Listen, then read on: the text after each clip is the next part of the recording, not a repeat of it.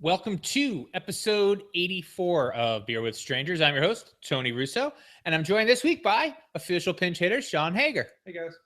And all sorts of fun stuff. Do you want to do the weather report? Sure. I'm not really Doug, but it looks gray and dreary outside, but it's I think upper 50s. Yeah, it's warm, but it's raining. When I took the dogs out this morning, it wasn't raining, and then when I got too far from my house to not have a hat or a coat, it started Oh, raining. absolutely. Yeah, it drizzled last night. I think I had a dry ride to work though. Yeah, It doesn't know how it Eastern Shores forgot how to winter. right. So Well, I'll take it. Speaking of driving home last night in the rain, I drove home last night in the rain, but from the beer festival, and I just wanted to go over that real quick. Doug and I want to get Doug's take on it next week. Doug was there and he had a nice time. Sean didn't like to come. He doesn't like cheese or beer, apparently.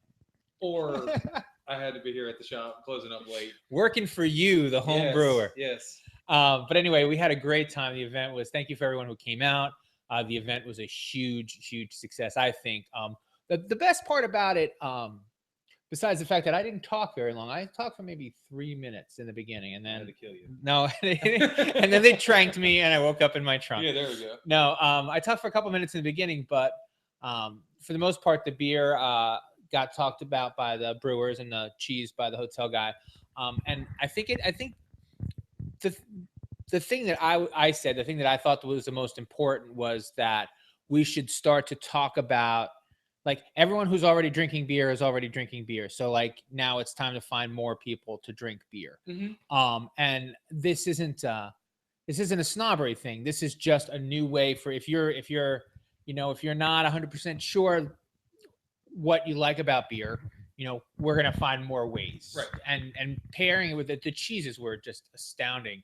And each brewer really got a chance to show off their beers with the cheeses. And that's really awesome. I would love to do an event like that. I've been to a couple beer dinners where each course is paired with one beer goes with this fish and other platter.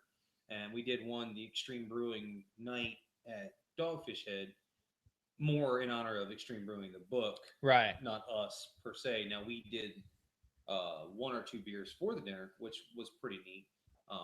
But I think wine and cheese pairings have been going together forever. Right. And I personally think there's so many more complexities to beer than cheese. Right. I'm sorry, than wine. Right. And I think that the complexities are like of a different order.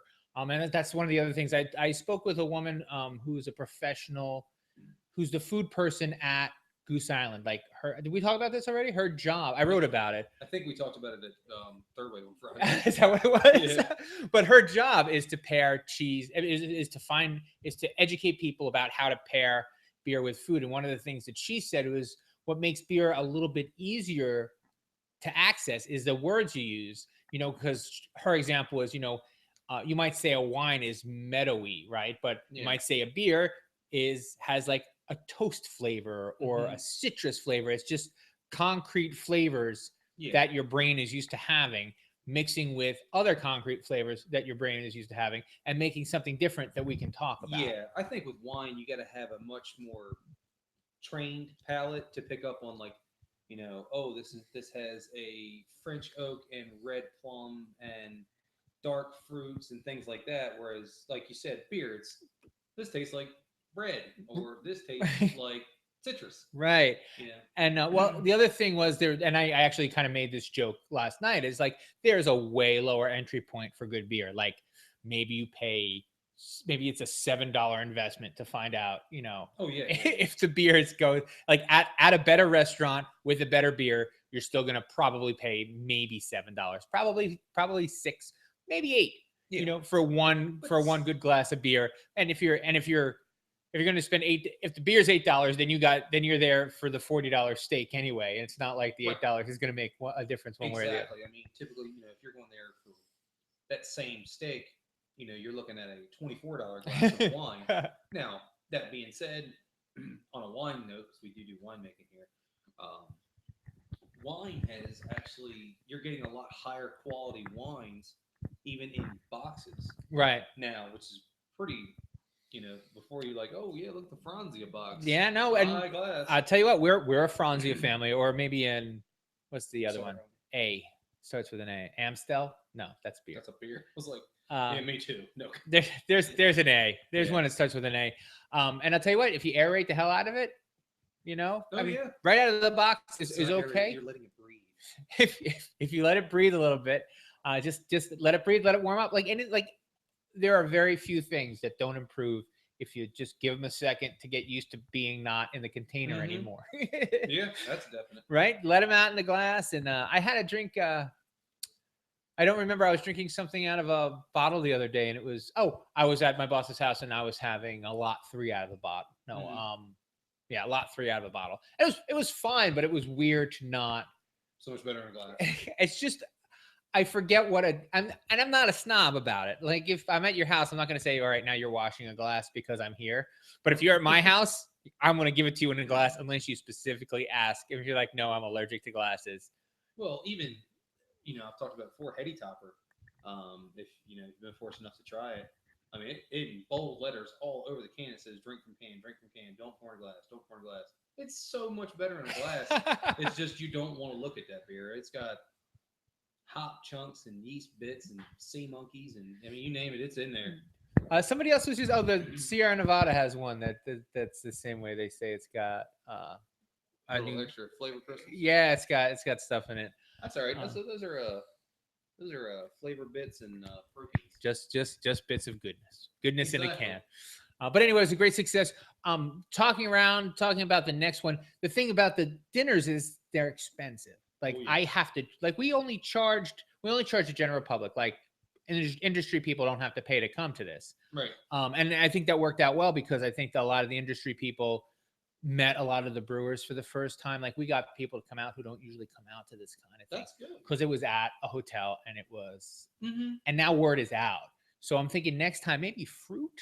I'm trying to think of something inexpensive that we could do, fruit would be good, small plate. If you did it with a fruit, like you can even do fruit themed beers. Like I know a lot of people, me personally, I'm a huge smoked beer fan. And I actually like my smoked beer with smoked foods. And I know they tell you shouldn't do that because you're overwhelming your palate. But I mean, but then again, I love smoked food. Right. Burn anything and I'm eating. So, I mean, that would be kind of fun. I don't know what else you could do with that. Well, you could also get other, you could bring other industries of Ocean City into it. Like you could get a hold of, say, Johnny's Pizza or somebody like that, and do a pizza beer pairing. Yeah, well, one of the things because the idea that I originally had, I've always wanted to do a cheese one, but I wanted to do since this was like a Super Bowl week. My first thought was like junk food, like awful food with awesome beer was like my hook. And one of the things that my boss pointed out is she said, well, beer, everybody knows that beer goes well with awful food. That's not a secret, but want it. And does craft beer now? And here's a question me and some friends were talking about the other day. When you're watching the Super Bowl, which I'm not a football fan, but I'll still go watch the Super Bowl at a friend's house. Right. What are you drinking? I'm not going to sit there and pound back, an oyster stout or something like that. I think typically you'll go with, it'll still be craft beer for me, but it'll be on the lighter end. Pilsnery side or Pilsnery, pale ales, maybe if I feel froggy, a porter with the wings. But what if you were to do the whole junk food pairing, but pair it with more complex craft beers?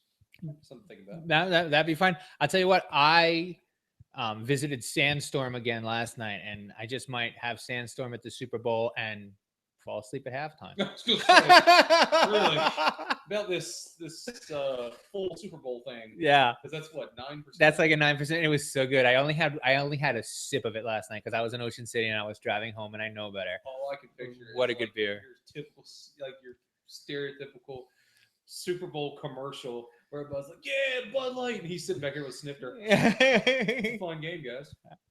No. But anyway, that's one of the things I'm considering because I think I just go get 2 growlers and and drink them and fall asleep. It's that. For me, the Super Bowl, a lot of times I'll do a chili and the stouts with the chili is just, as you were saying before, that Yeah. just cannot be beat. So maybe a chili, what's you make the chili, you make the beer. How does it go well together? Maybe that's for the fall. Maybe Yeah, that would be fun. maybe like a November event, which is like make your chili, make your beer and chili. I think we need more buffalo wings in the world. We need more things to surround that. We're running out of buffalo wings. Do you know that there's a guy who's working on the solution to the buffalo wing, I don't want to to the picture like 40 wing chickens. coming buffalo wing crisis? No. I'm going to interrupt for a second because this is a really cool story. There's such a thing as patenting meat. You can patent a cut of meat. Like Delmonico? No, like chicken nuggets or things like that, like shrimp, popcorn shrimp. Mm-hmm. So they did an interview with this guy who's trying to solve the coming wing crisis because everyone loves wings, no one loves legs. So he's trying to find a way to cut the leg in a way that makes it more hand food palatable. And people don't like the little drumstick part of the wing. yeah, That's no, the best part. no, the drumstick part of the chicken. Oh, the actual drumstick. Right. So but this is the guy, like, for instance, the first cut of meat he invented and patented was steakums. So like he invented that process, and then like that was his deal. So the idea is they've got to find a way to cut the drumstick and that makes it more appealing. I like boneless wings. Yes, well that's the thing. They're the reason the boneless wings are getting kind of pushed is because that's fine with me. Yeah, well, you've got to do something with the rest of the chicken. Yeah. So, but anyway, so yeah, maybe a wing thing, maybe a chili, maybe a chili cook-off. Maybe at the next chili cook-off, there's a beer that we have a beer tasting. That would be fun. In the spring, maybe a nice wet day, maybe in March. March is now, isn't it? Gosh. No, it's February, but Yeah. we're getting, which I just did realize it's a leap year. Yeah. So anyway, so fruits. Really back to beer topic. Yeah, so maybe fruits and vegetables next time. Carrots. What beer goes best with your carrot? I had it was carrot juice and something else, something citrusy, in like a pale ale. Yeah. It looked weird color, but it was awesome. Well, I'm not thinking of no, Brussels sprout Belgian. Well, or that's the other thing. A beer cocktail event might be worth having. Yeah. You make a picture. I was there at and this is a segue. This is for true. I was at the Horn and Shell where Donnie Jackson. Do you know Donnie Jackson? It seemed to me that you would. That name sounds familiar. He was at Evo for a while. He was at Specific Gravity, then he was at Evo. Yep. It's funny. I used to be able to say, the guy with the great big beard, but that doesn't make sense at all anymore. But he's running the Horn and Shell now, and he does these craft beer cocktails where, like he was doing. It's called like a dandy shandy, and then he crushes lemon. He mulls, mortar and pestle mulls. Yeah. He mulls some lemons, throws some vodka on, and throws an IPA on top of it. Oh yes. And yeah, That sounds awesome. It looked really good. I didn't have any because again, that's the only downside to working in Ocean City as opposed to working in like Laurel or Berlin is that you gotta ride home and you gotta run the police gauntlet, especially once the spring breaks. Oh yeah, and they get the checkpoint strike force and all that. Which you shouldn't be drinking that much and driving anyway. Kids don't drink and drive. Yeah. But I mean, I've said this before on podcasts. Lots of people have said it. I feel like you should get extra points as you get older. Like once you hit 50, you should really have like 0.01. So once you hit 50, maybe it's like 0.04 or something. Well, it's like 0.08. That. All right, but you should. 0.1. Not even sneaky. Also, I saw somebody move behind me. What's going on here? Ghosts. Okay, so now moving on to national news. So there was a wine blog that I kind of took a little bit of a shot at earlier this week, because he was saying that large format beers are a waste of time and money. What do you think, Sean? I agree and disagree at the same time. Right. The part that I think for the same reasons we were talking. Yeah, I think what I agree with the wine person is that typically a large format beer, 22 ounce, 24 ounce, if it has a 6-pack counterpart And what I mean by that is, so you can get, I just saw it. So Sculpin, I can get a 6 pack of Sculpin for $18.99, or I can get a 22-ounce Sculpin for $16.99. Well, for me, I'm going to get the 6 pack because it gives me 4 extra cans for $2 more. Right. Now, that being said, where there is not a 6 pack alternative, Right. I think they're fun. I like the large format bottles because I enjoy sharing. And that's exactly, and they're really good for sharing. And what I'll typically do is go to the store, have a price limit in my head, which I normally ignore. And we'll get, I'll get 2, friends of mine will get 2, somebody might get 3, and we'll bring them, and we'll, if you share among 5 people, you each get a nice size sample of it, and you move on. And I only have one. If I don't like it, I'm not. You can still finish it. It's not. Yeah, I'm not stuck. It's with still 5 beer, as more. Doug would say. Right. So, and the whole beer trade thing, which Right. we talked about, and beer trading is, there's websites upon websites and forums of people wanting to trade. And another thing about these big bottles is they're kind of cool to age. And that's the beer trading and the beer aging are the things that don't feel right with this. Unless you're going to trade 6-pack for 6-pack. Yeah, but the problem is with 6 packs is typically people only want one. And right. Dogfish is really known for their big beers, their big bottle beers. There's and it's kind of rare. They have a couple that they might double up on, but it's kind of rare that they double up. Right. I can't think of a single one. I would like to say I saw a Big Burton Baton, but I don't know if that's true or not. Maybe. Or maybe that used to be large format, and then Midas Touch used to be large format too. I see. Now it's 6-pack. But I think it's kind of fun to have that in bottle collectors. Yeah. One of our customers here, a guy named Shane. His entire brewery at his home is just nothing but one-time bottles, and they're of all sizes, but a main of them are big bottles, and I think they're fun. Yeah. I think this wine blog, I don't know, looks to me like they're reaching for something to bitch about. I think just as someone who's benefited from it, it's just craft beer has a wider appeal than wine does. Yeah.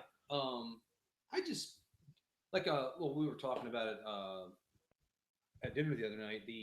I got a couple bottles from Third Wave, and I got a couple bottles from Dogfish Head, and that they're just sitting, and eventually I'll beer trade them once they get some age to them and they become a bit more sought after, and it's easier to ship.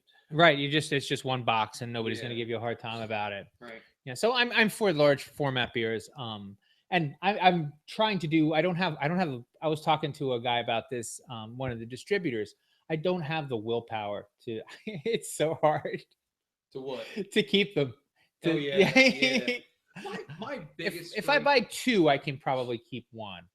I think what the main topic of the conversation with this wine blogger is the cost is. It's a bit absurd. Right. It's some of them.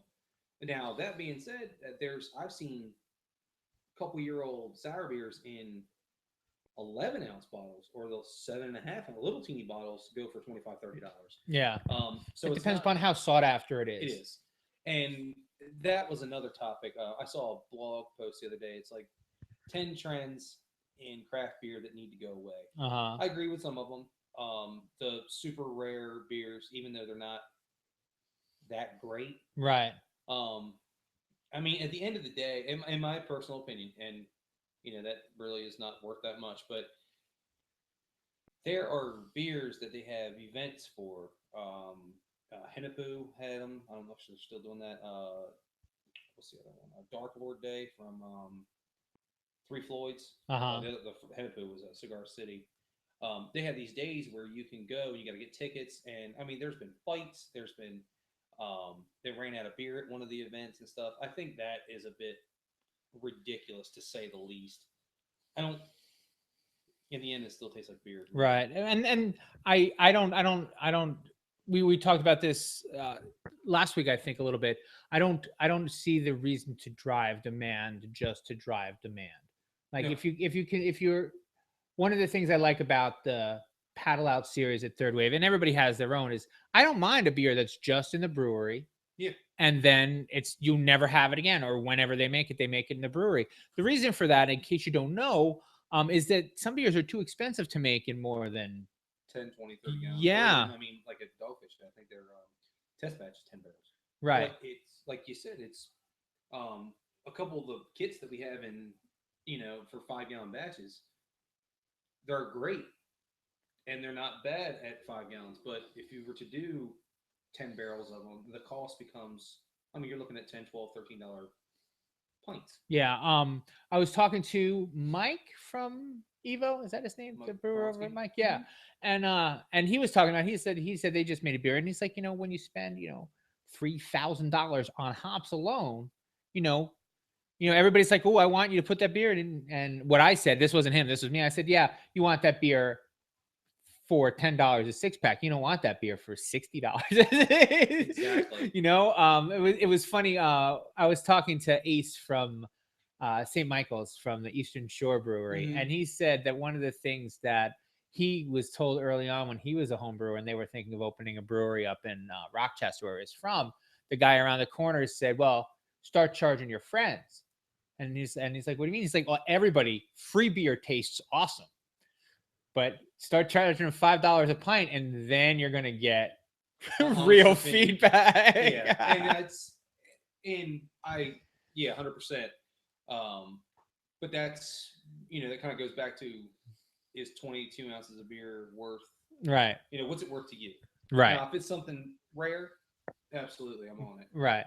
Or if something that sounds good to me, but Yeah, I'm not likely. Again, I cannot remember. That's not true. So I'll admit it. I'll come out right here. My son-in-law to be will only drink Budweiser. That was all he drinks. So I get Budweiser for the kid. So besides buying Budweiser, I haven't purchased a beer that's made more than 100 miles away from here in I don't know how long. I just I didn't say myself either. well, this is the thing. Like I can't. I told Tracy from Third Wave. Mhm. We were chatting a little bit last night, and I mentioned that, and she's like, I was wondering why you kept coming to Yeah. Third Wave. I'm like, it's around the corner from my house. Well, I mean, that in all of our local breweries. Right. I mean, if you're close to one, you're going to be hard pressed to not find something that you like. And again, for $12 a gallon or a half gallon for, Yeah.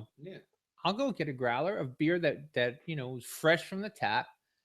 And that same $12 I could spend on a 22 ounce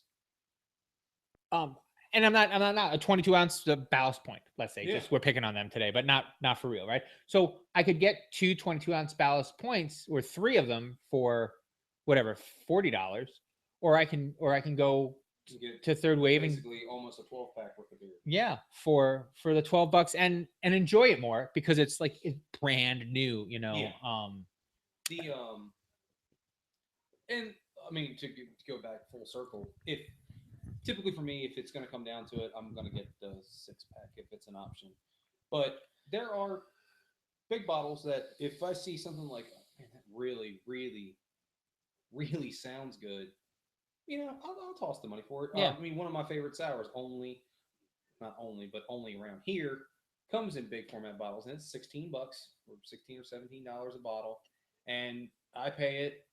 I grit my teeth and I go home and I drink. Yeah, if it's worth it to you, and drink. That's our motto here is drink what you like and be happy. That's our new tagline. Exactly. And if it's worth it to you pay it, and that's the thing I think that was significantly missed in that.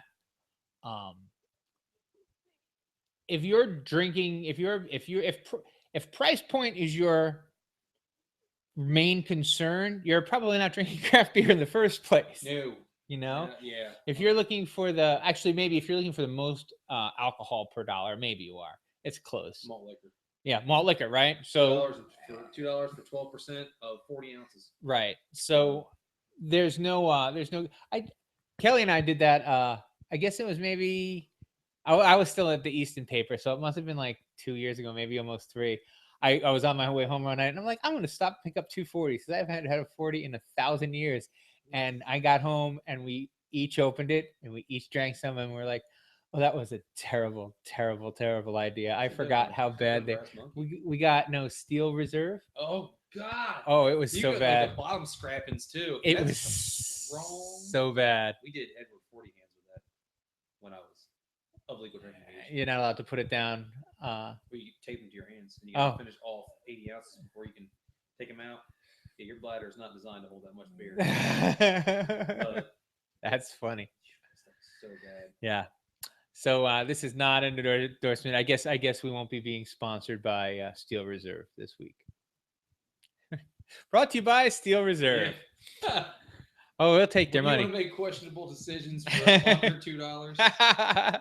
You're not going to do anything. And the other thing I wanted to talk about was the is the, and I think it's still a thing. I think that they're still knocking around the idea of selling New Belgium, which is interesting. I've read this and did not know that in 2012 the lady who owned it sold it to the company. Like it's employee owned now. Oh, I thought it had been employee owned since like 2008 or something. 2012 is Wow. Yeah, no, I thought it was I think her name was Kim Jordan. Yeah. Yes. Which I didn't know that they were a public company, or I'm sorry, a private company, employee owned.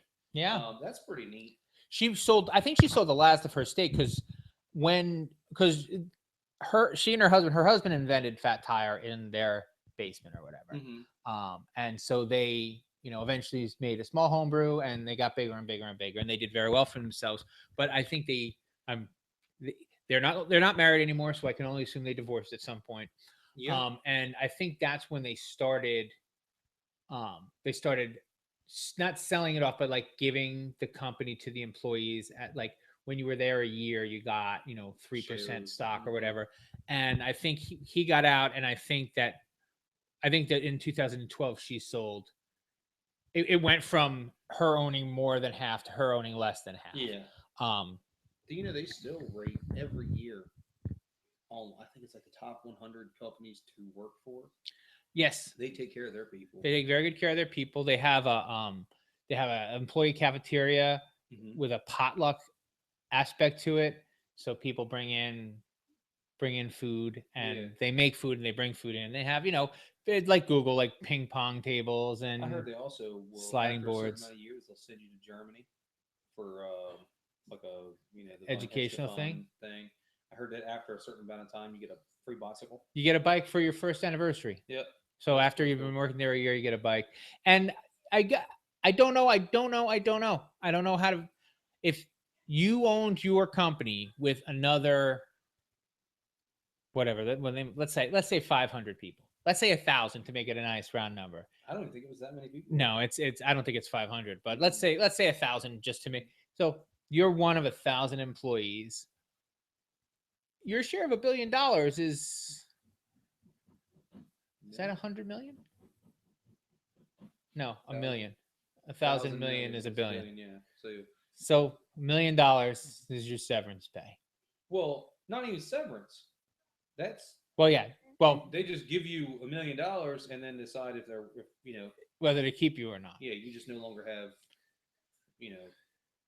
any real stake in the company other than as you're an employee. Right, but how much is that stake in the company had to do with New Belgium's success? Yeah, I think another thing is that they're concerned about is they took on debt when the company sold. I was reading, right, and they took more debt, building $140 million here in Asheville. Which, God, that facility is beautiful. Yeah, but as an employee, I mean, $1 million is $1 million. That's a lot of money. It would be like a lot of money to turn down. I mean, for $1 million, and like I take the $1 million and I put it in the bank, and then I see how much longer I'm at my job. Yeah, I mean, at the same time, I would be concerned that how many people are going to shovel grain. I mean, being a brewer is it's difficult, to say the least. Yeah. I mean, I know quite a few people who brew for a living, and I mean, I know them from small breweries. I mean, Dogfish Head, you name it. And man, these guys work hard. Yeah. So if you got $1 million sitting in the bank, my will to work It's tough. hard is going to get shrunk, to Yeah. say the least. And so the day after the sale, what kind of attrition do you see there? Right. Right. So let's say there are 1,000 employees. Are there 800 employees on Monday? You sell on Friday? Do 200 people turn in? Can you lose 20%? Can you afford to lose 20%? Right. Well, I know with when, or at least from what I read, when the company that bought Ballast Point, I'm back to them again, they it was an investment firm, and they came in and sat everybody down and said, "Look, it's business as usual, guys. We don't want to, Right. not cutting any jobs. If anything, we're adding some." I think it really would depend on who buys them. If it was InBev, I'd be out. Right. Personally, I would take my money and roll just because I don't like them as a corporation. But if it was an investment firm who's like, look, business as usual, guys, we're just going to make your lives better because we have enough financial backing to give you great health care, blah, blah, blah, blah, blah. I really think it had to be on.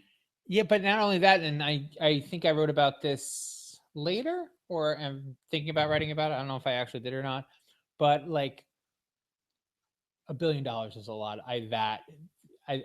That's feels overvalued. Feels $1 billion feels overvalued. Well, they're asking. They said that it would be more than $1 billion. I mean, Yeah. Ballast Point, at least I don't see Ballast Point being anywhere near as big as Sierra Nevada was. Or I'm sorry, New Belgium. Yeah. But I mean, New Belgium came in as fourth last year Yeah. for craft breweries. I mean, feels like a lot. I Feels like a lot of don't- I money. It don't think feels so. very bubbly. I I don't mean craft beer bubble. I mean financial bubble. I agree with You you. buy it for $1 billion, you think it's going to be worth. You think it's really worth more than $1 billion in the long term. Right, but I mean, I think how long do you sit on it and make money from it, and then sell, and probably sell for at least make what you have in it back on top of the profits you've made in the meantime. So how long is it? How long before you get to $1 billion in profit? Well, I mean, if you're trying to double it, that's one thing. But typically, these investment firms they're there to flip. They're there to flip it and make money. And the margins. But can you think of anywhere you can go? They just said it's in 39 states. Yeah. That's a whole lot of places to get New Belgium, and that's a lot of money each time that you buy New Belgium. Right. Especially, I mean, a lot of people think of New Belgium as just that what's called brown, fat tire. Fat tire. When I think of New Belgium, I think of La Folie and their sour programs, and I mean those bottles are $15, $16, $17. Yeah, that's a good point. I mean, and you have three giant. You have three, right? 3 facilities or 2? I thought that the Asheville was their second. Oh, okay. But I could be wrong. 2 big facilities. Yeah. And I mean, it's he just said 140 million. But is there another $1 billion in the market, or who has to go away? Oh, I mean, it goes back to the bubble. Right. How strong is it? I don't see craft beer slowing down. I mean, it's got to slow down. I mean, it's not going to. Oh, it's not going to keep climbing. I mean, it's $100 bottles. We're not. I mean, there are. Do you really? Let's say 5,000 breweries. I mean, if we get to 5,000 breweries, and then they've got to compete, like when they made the decision to move to Asheville, there were 3,200 breweries or something, and in the year it took them to get it done. I mean, this is going to pretty much supply the entire East Coast. But is anybody going to want it still? That's that much. I don't think they're having a hard time keeping New Belgium beer moving. I would drink it. Oh, absolutely. Yeah. I mean, I've only had one beer from them that I didn't really. Was it that one with the bicycle? I didn't like that one. Better. No, the other one with the bicycle. Free Ride. I think it might be called Free Ride. I had that one. No, it wasn't. But there was one I didn't really care for. But I mean, the majority of their beer is no, solid. they make good beer. And what I like about them is they remind me a lot of Sam Adams. They're a great introduction to craft beer. on their main lines. Yeah, it's easy. But then they can also get complex with the Lawfully and their rarer series. I had the Rebel grapefruit the other night from Samuel Sam Adams. Adams, Yeah, and it was fine. yeah. It's not my beer, but there Well, wasn't anything the matter with last summer everybody had a grapefruit IPA. I mean, we did a cask event in Salisbury, and I think 3 of them were grapefruit IPAs. So, I mean, I it. like them. I mean, it's like instead of trying to get the grapefruit character from the hop, let's just shove a damn grapefruit. I got it. Problem solved. Yeah. But actually, we are running up out of time, so that's going to be all we go over today. There's more on the blog. You can follow us on the website at extremebrewing.com, and you can get to us through there or at surecraftbeer.com. You can find all of the social links for me and mine. Events. You got events coming up? Got an all grain brewing demonstration / class on February the 20th. Also going to do an introduction to brewing class next Saturday. And then on February 27th, I am going on cruise. Oh, how exciting. Is that like a honeymoon type thing, or? I got free tickets from a friend, and we didn't have a honeymoon, so that sounds. So now it is. That sounds like a plan to me. Yeah, absolutely. 7 days at the sea. Yes, and if you and if for some reason that you're not brewing and you go to the Secrets event, I will be there on February 20th. I'll be talking beer at the Berlin Library February 17th at 6:30, I think 6 o'clock, 6:30, sometime around there. And believe that's it for me. Yep, that's it because you missed the cheese thing. And if you came to the cheese thing, thank you. If you didn't, I'm sorry you missed it. But we'll do something fun in the spring. And till next week, drink what you like and be happy. See you guys.